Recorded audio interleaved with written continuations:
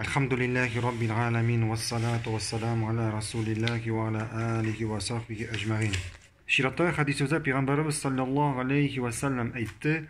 Allahümme inni es'elukel huda ve tuqa vel afaf vel gina.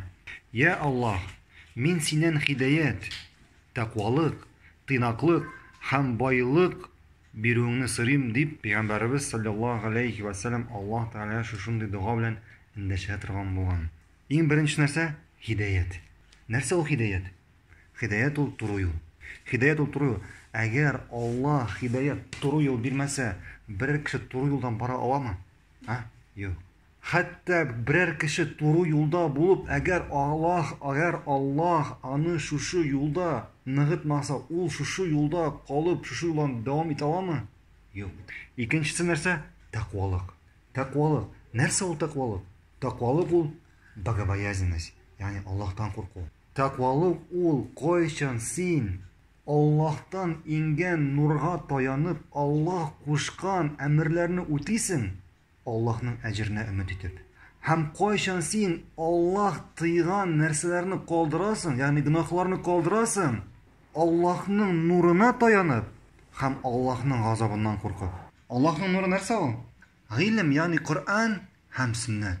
Qur'on ham sunnat.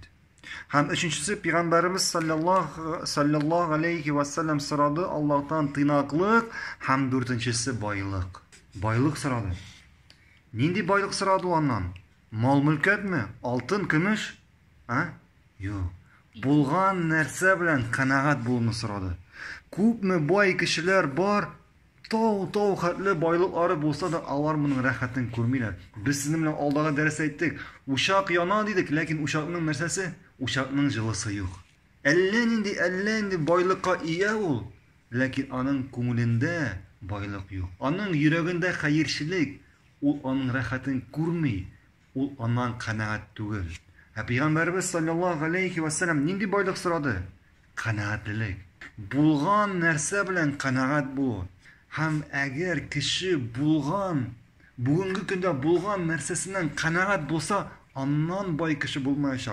Agar uning yuragida qanoatlilik bo'lsa, ondan boy, ondan baxtli kishi bo'lmaydi. Anladingizmi? Shunga ko'ra bo'lgan narsang bilan qanoat bo'l, ham eng boy kishilardan bo'l. Ham Payg'ambarimiz sallallohu alayhi va sallam Allohdan so'radi, to'rtinchisi boylik. Ya'ni bo'lgan narsa bilan qanoat bo'l.